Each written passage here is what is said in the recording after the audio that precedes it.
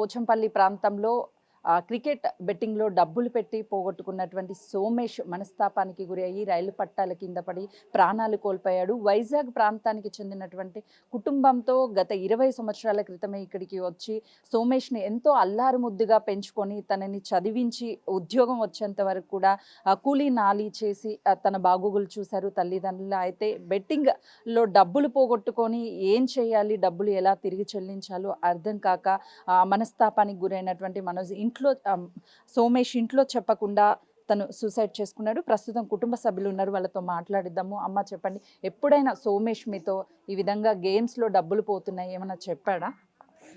ఇప్పుడు చెప్పలేదండి. డబ్బులు గేమ్స్ అయితే అంతకుముందు ఫస్ట్ ఒకసారి 4 సంవత్సరాల క్రితం డబ్బులు పోయాయన్నమాట. 4 సంవత్సరాల క్రితం. పోతే పోన్లే డబ్బులు పోతే పోనీ అలాగనేసి మేము అప్పుడు మాతో చెప్పుకోండి ప్రాబ్లం. అప్పుడు మాతో ప్రాబ్లం చెప్పుకుంటే అప్పుడు మేము తీర్సాం. అప్పు చేసి తీర్సాం. మనకి డబ్బులు ముఖ్యం కాదు. కొడుకు ముఖ్యం. అప్పుడు చచ్చిపోతానన్నాడు. చచ్చిపోతానంటే బాబు నువ్వు మాకు ముఖ్యం. చిన్నతనం కానించి ఇక్కడ తీసుకొచ్చి పెంచి పెద్ద చేసి నీకు ఇక్కడ చదివించాము. నీ కొడుకేడమ్మా అంటే నేను ఊరేళ్ళు నేను చెప్పుకోవాలా? నాకు మీరు పిల్లలు కావాలి నాకు. అలాగని సాయాలు కూడా 20 కాడ అప్పు చేసి అప్పు తీర్చాను. ఎందులో పోగొట్టాడు? అప్పుడు కూడా డబ్బులు ఏం చేశాడంట? అప్పుడు అమ్మ ఎందులో పోగొట్టావు అమ్మ అంటే క్రికెట్ బెట్టింగ్లో తెలీదు, లేకపోతే అంతే ఫోన్లో ఆడాడో తెలియదు, పోయాయి అన్నాడు అంతే. పోయాయి అంతే. అప్పుడు కూడా పెనాలు తీసుకుంటానంటే అందరూ వాళ్ళ ఫ్రెండ్షిప్ అందరూ అడ్డుపడి ఏదో డబ్బులు ఇస్తే మేము అప్పు తీర్చాం. అంటే ఎప్పుడు ఫోన్లో గేమ్స్ ఆడుతూ ఉంటాడా ఈ డబ్బులు? ఫోన్లో గేమ్ అది ఆడేవాడు కాదు, బాగానే ఉండేవాడు. ఈ క్రికెట్లు వచ్చినప్పుడే అలా జరుగుతుంది ప్రాబ్లం. అంటే ఐపీఎల్ మ్యాచెస్ ఇట్లా వచ్చినప్పుడు బెట్టింగ్స్ పెడుతున్నాడా? బెట్టింగ్స్ పెడుతున్నట్టు ఉన్నాడు మరి. అయితే అప్పుడు జరిగింది 4 సంవత్సరాల క్రితం. అప్పటి నుంచి లేదు, బాగానే ఉంటున్నాడు అప్పటి నుంచి. మళ్ళీ ఇప్పుడు ఈ 3 రోజుల నుంచి క్రికెట్ అవుతుంది కదా. ఈ క్రికెట్లో మరి ఏం జరిగిందో ఎటు జరిగిందో తెలియదు మనకి. అయితే క్రికెట్ చూస్తున్నాడు. మా అమ్మ చూస్తుంటే బాబు నువ్వు క్రికెట్ అది చూడకో, ఎందుకు పడుకో, మళ్ళీ తెల్లారైతే డ్యూటీకి వెళ్ళాలి కదా. లేదమ్మా మా అమ్మ పిల్లలతో సరదాగా చూస్తున్నాను, అలాంటి ప్రాబ్లం ఏం లేదు, నువ్వేం భయం పడకండి మీరు అన్నాడు. అనేసి సరేలే అనేసి ఇంకేదో కష్టపడి వస్తున్నాం కదమ్మా.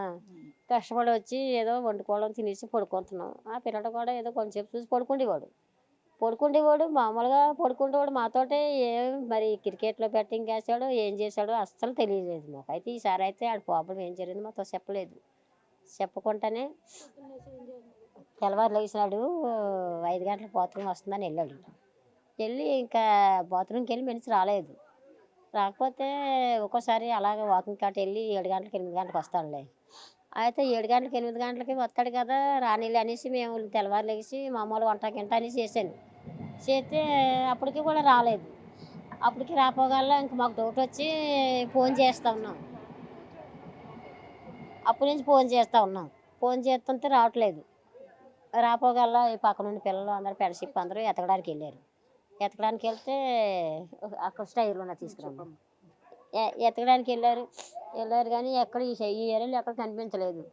కనిపించకపోగల్లా 9 అయ్యే వరకు చూసాం, రావట్లేదు. అయితే పలానా కాడ వస్తున్నాను అన్నాడు ఫోన్ చేస్తుంటేని. వస్తున్నాను అంటే అంతకీ రాలేదు అనేసి మళ్ళీ తర్వాత ఇంకా ఫోన్ ఎత్తలేదు. ఒక అరగంటకి సూసైడ్ చేసుకుంటాం కాంచి ఇంక ఫోన్ ఎత్తలేదు. వాళ్ళ ఫ్రెండ్స్ కోల్ కట్ట నేను పలానా లొకేషన్లో ఉన్నాను మీరు రండి అనేసి మెసేజ్ పెట్టాడట. మెసేజ్ పెట్టి ఈ నెల్లిలాగే సరే అయిపోయింది. ఫ్రెండ్స్ ఏమన్నా చెప్పాడంట? ఫ్రెండ్స్ ఏం చెప్తున్నారు? ఫ్రెండ్స్ తోటి అయితే ఏమీ చెప్పలేదట. ఫ్రెండ్స్ తోటి కూడా ఏం చెప్పలేదట. పలానా దగ్గర ఉన్నాడని చెప్పాడట అంతే. నేను పలానా దగ్గర ఉన్నాను, పలానా లొకేషన్లో ఉన్నాను రెండు అన్నాడట. ఇంకంతే, ఇంకేమీ చెప్పలేదట. అంటే ఫ్రెండ్స్ వెళ్ళే వరకు అతను ఆల్రెడీ రైలు పట్టాల కింద పడి వెళ్ళేటప్పటికే ప్రాణం తీసుకున్నాడు. ఫ్రెండ్స్ వెళ్ళేటప్పటికే ప్రాణం తీసుకున్నాడు. అంత అర్జెంటుగా అక్కడికి వెళ్ళిపోయినాక ఇలా మెసేజ్ పెట్టాడు అనమాట. వెళ్ళిపోయినాక మెసేజ్ పెట్టి నేను పలానా లొకేషన్లో ఉన్నాను మీరు రెండు అంతటికి వీళ్ళందరూ వెంటనే బయలుదేరి వెళ్ళాడికి సరే ట్రైన్ వచ్చింది.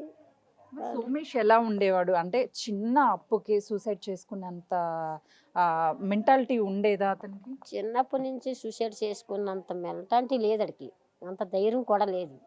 సూసైడ్ చేసుకుంటున్న ధైర్యం లేదు. ఎవడైనా సూసైడ్ చేసుకున్నా సరే వాళ్ళకి ధైర్యం చెప్పేవాడు. కానీ ఇప్పుడు ఆ ధైర్యం ఎలాగొచ్చిందో ఏటో మాకు అర్థం కావట్లేదు. ఇప్పుడు ఆ ధైర్యం ఎలాగొచ్చిందో ఎందుకు సూసైడ్ చేసుకున్నాడో అసలు అర్థం కావట్లేదు. అంటే మీకుంది ఒకే ఒక్క కొడుకు, ఎంత అల్లారు ముద్దుగా పెంచుకొని ఉంటారు. పెంచుకున్నాం అమ్మ మేము చిన్నప్పటి నుంచి. ఇగో వీళ్ళందరూ మేము పిల్లలు చిన్న పిల్లలు అప్పటి నుంచి వైజాగ్ నుంచి ఇక్కడ తీసుకొని వచ్చి పెంచి పెద్ద చేసుకొని చదివించుకొని వాళ్ళకి ఏ పని చెప్పకుండా మేమే కష్టాలు పడి మా భర్త భార్య కష్టాలు పడి పిల్లలిద్దరు చదివించిన ఒక కొడుకు కూతురు నాకు. పాప పెళ్ళి అయిపోయింది.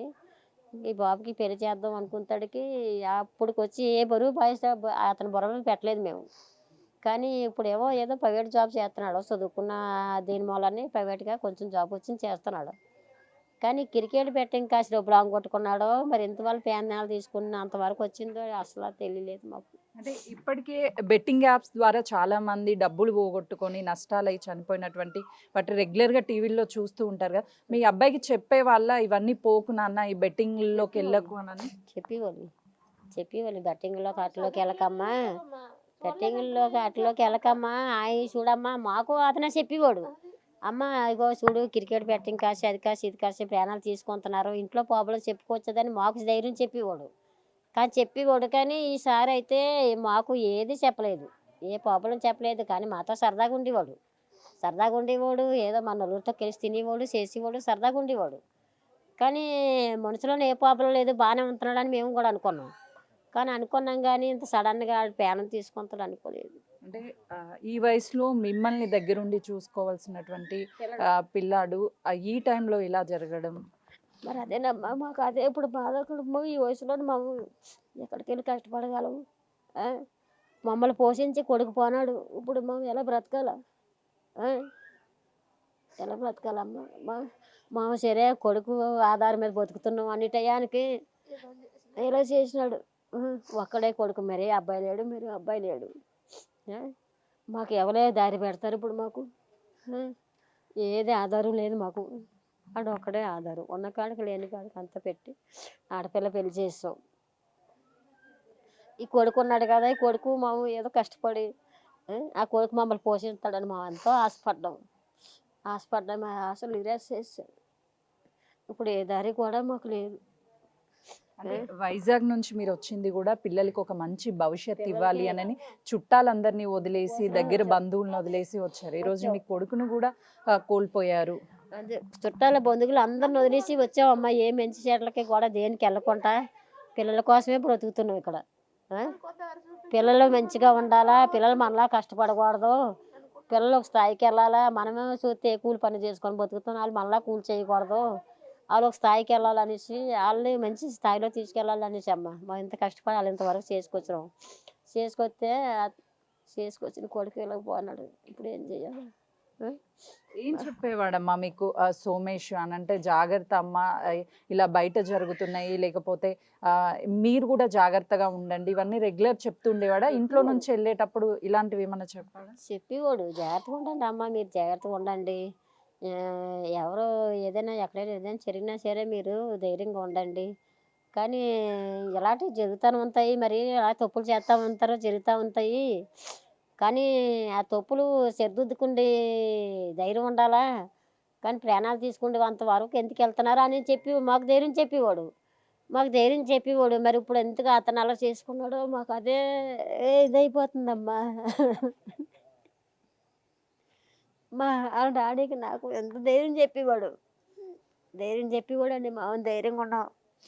అంటే క్రికెట్ బెట్టింగ్ యాప్లో కూడా డబ్బులు పోగొట్టుకున్న 2 లక్షలు అంటున్నారు. వాళ్ళు ఎవరైనా సరే డబ్బులు ఇచ్చినటువంటి వాళ్ళు సోమేష్ని ఏమన్నా ప్రెజర్ చేయడం, ఇబ్బంది పెట్టడం వల్ల ఏమన్నా చేసుకొని ఉంటారా? ఏమోనమ్మా, మరి ఇప్పుడు పిల్లలు కదా, చదువుకున్నారు కదా, వాళ్ళ ఏం జరుగుతుందో మనకు తెలియదు కదా. పిల్లలు అందరూ ఫ్రెండ్షిప్తో ఉంటారు, ఫ్రెండ్స్తో ఉంటారు.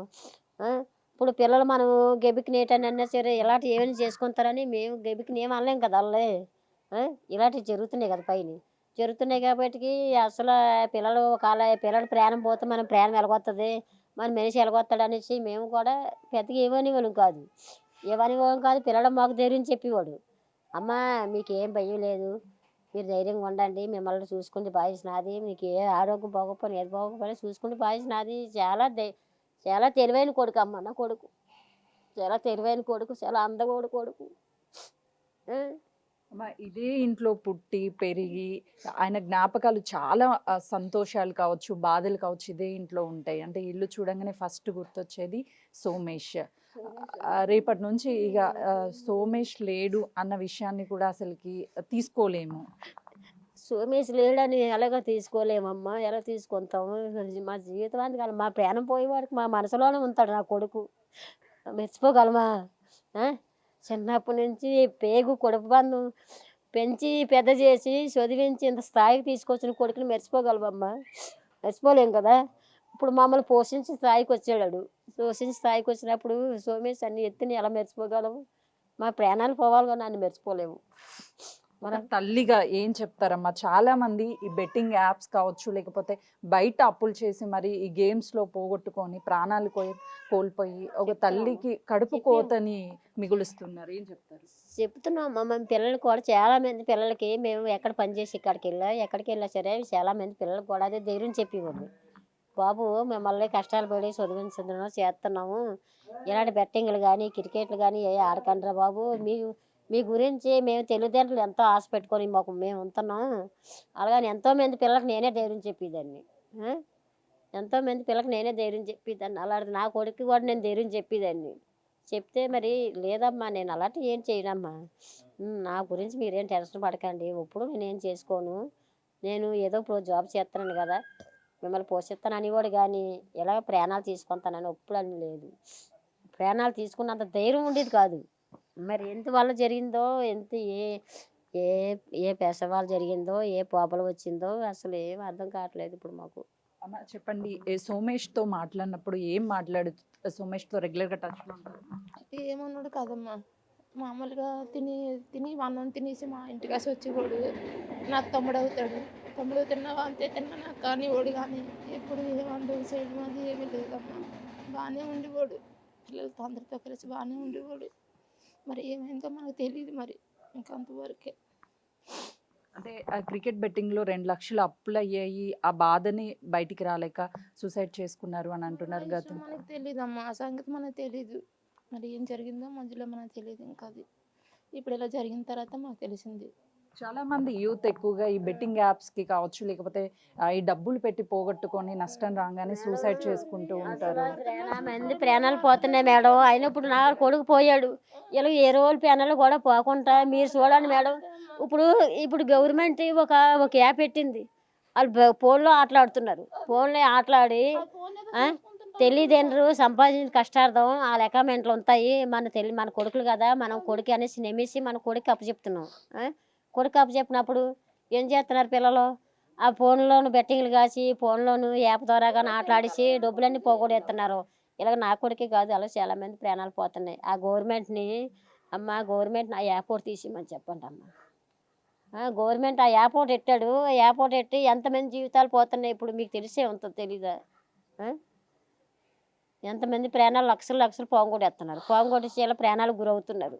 అలాంటి యాప్స్ని మొత్తం బ్యాన్ చేశాము గవర్నమెంట్. ఇప్పుడు ఎలాంటి పర్మిషన్ లేదని కూడా ఇప్పుడు అందరి మీద, చిన్న వాళ్ళ నుంచి పెద్దవాళ్ళ వరకు ఆ యాప్స్ని ప్రమోట్ చేసినటువంటి వాళ్ళ మీద కూడా పోలీసులు కేసులు పెడుతున్నారు, వాళ్ళని అరెస్ట్ చేస్తున్నారు. చెయ్యాలమ్మా, చెయ్యాలి. ఇప్పుడు చాలా మంది ప్రాణాలు పోనాయి మా కళ్ళ ముందునే. ఇలాగ ఆ యాప్స్ వల్ల మాట్లాడే కష్టాలు పడి తల్లిదండ్రులు కష్టాలు పడి అకౌంట్లలో డబ్బులు ఉంచుతున్నారు. డబ్బులు ఉంచితే వాళ్ళు ఇష్టం వచ్చినప్పుడు ఫోన్లో ఆటలాడడం చేయడం వచ్చి వరకు వస్తున్నాయి. పోయిన వాళ్ళు పోతున్నాయి. తల్లిదండ్రికి ఎవరికి చెప్పుకోలేక, ఫ్రెండ్షిప్ చెప్పుకోలేక ఇలా ప్రాణాలు తీసుకుంటున్నారు. అంటే మీరు చెప్పినట్టు ఫోన్లో ఉన్నటువంటి యాప్స్ని చాలా మంది సినీ తారలు కావచ్చు, లేకపోతే ఇన్ఫ్లుయెన్స్ ఉన్నటువంటి వాళ్ళు ఇందులో డబ్బులు పెట్టండి, డబ్బులు వస్తాయని చెప్పంగానే తెలియక చాలా మంది పెడతారు. అలాంటి వాళ్ళ మీద ఎలాంటి చర్యలు తీసుకుంటే బాగుంటుంది? అలాంటి వాళ్ళు అలాంటి యాప్లు అసలు పెట్టొద్దని చెప్పండి అమ్మ గవర్నమెంట్ తోటి. అదొకటి మీరు మంచి చెయ్యండి అమ్మ. అందరూ పిల్లలు బాగా ఉండాలి, అందరూ బతకాలి. ఇలాగ నాలాగే అందరూ ఎంతమంది పొడుపు కోతకు గురవుతున్నారు, ఎంతమంది ప్రాణాలు మా కళ్ళ ముందునే ఎంతమంది ప్రాణాలు పోనాయో ఇలా బెట్టింగ్లు ఆడే ఫోన్ల ద్వారా కానీ. చదువుకుని పిల్లలే కదా, వాళ్ళకి అన్నీ తెలుస్తున్నాయి కదా అనేసి మనం ఫోన్లు ఇస్తున్నాం వాళ్ళకి. ఫోన్లు ఇచ్చినప్పుడు ఇలాగ చేస్తున్నారు కదా అమ్మ మేడం. ఇలా చేసినప్పుడు ఎంతమంది పిల్లల ప్రాణాలు పోతున్నాయి. పోయినప్పుడు మేము కొడుకు మీద ఎన్ని ఆశలు పెట్టుకున్నాం. ఇప్పుడు ఎదుకొచ్చిన కొడుకు పోనాడు. ఇప్పుడు కొడుకుని తెచ్చిస్తారా మాకు? కొడుకుని తెచ్చి ఇవ్వరు. ఇప్పుడు మనం పోషించ బతకడానికి కూడా దారి లేదు. ఎలాగా ఇప్పుడు? చాలా మంది ఈ బెట్టింగ్ యాప్స్ గురించి వీడియోలు అన్నీ చేసి పెట్టడం వల్లే పిల్లలకి తెలిసి చేస్తున్నారు కదా. చేస్తున్నారు. అలా బెట్టింగ్ యాప్స్ని చెప్తున్నటువంటి వాళ్ళ మీద ఎలాంటి చర్యలు తీసుకుంటే బాగుంటుందంట? ఎలాంటి చర్యలు వాళ్ళు పోలీసుల ద్వారాగా ఏదో మీరు ఇంకా అలాంటి బెట్టింగ్లు అవి చేయకుండా మీరు పోలీసుల ద్వారా గవర్నమెంట్ చెప్పి మీరు అలాంటివన్నీ మూయించాలమ్మా. అలాంటివన్నీ చేయకుండా గవర్నమెంట్కే చెప్పి మీరు గవర్నమెంట్ ఇవన్నీ పెడుతున్నాడట కదా. గవర్నమెంట్ ద్వారాగా మీరు పోలీసులకు పెట్టించేసి మీరే ఏదో చెయ్యాలి. మీకు తెలుస్తాయి కదా మేడం అలాంటివి. మాకు చెప్పకపోయినా మీకు తెలుస్తాయి. బెట్టింగ్ యాప్స్ని ప్రమోట్ చేస్తున్నటువంటి వాళ్ళ మీద ఇప్పటికే ప్రభుత్వం చర్యలు తీసుకుంటుంది. పోలీసులు కూడా నోటీసులు జారీ చేసి వాళ్ళకి విచారిస్తున్నారు. చాలామంది బెట్టింగ్ యాప్స్ని ప్రమోట్ చేసిన తర్వాత వాళ్ళు ఫోనుల్లో ఆ గేమ్స్ ఆడి ప్రాణాలను కోల్పోతున్నారు. నా కొడుకు కూడా గతంలోనూ సూసైడ్ చేసుకుంటాను అని చెప్తే వద్దు అని చెప్పేసి 4 లక్షల రూపాయలు అప్పు చేస్తే దాన్ని తీర్చాము. మళ్ళీ బెట్టింగ్ యాప్స్ ద్వారా 2 లక్షల రూపాయలు పోయాయన్న విషయం కూడా మాకు ఎప్పుడూ చెప్పలేదు. ఒకవేళ చెప్పుంటే ఖచ్చితంగా కూడా ఆ డబ్బులు తిరిగి మేము చెల్లించే వాళ్ళము. ఇలాంటి పరిస్థితి వచ్చేది కాదు అని చెప్పేసి వాళ్ళు ఆవేదన వ్యక్తం చేస్తున్నారు. బెట్టింగ్ యాప్స్ని ప్రమోట్ చేస్తున్నటువంటి వాళ్ళ మీద చర్యలు తీసుకోవడంతో పాటు బెట్టింగ్ యాప్స్ ఎవరైతే నిర్వహిస్తున్నారో వాళ్ళ మీద చర్యలు తీసుకోవాలి. ప్రభుత్వం కూడా సీరియస్గా చర్యలు తీసుకుంటే మరొక ప్రాణం పోదు అని చెప్పేసి సోమేష్ కుటుంబ సభ్యులు చెప్తున్నారు. కెమెరామెన్ గౌరవ్తో సుజాత, పోచంపల్లి.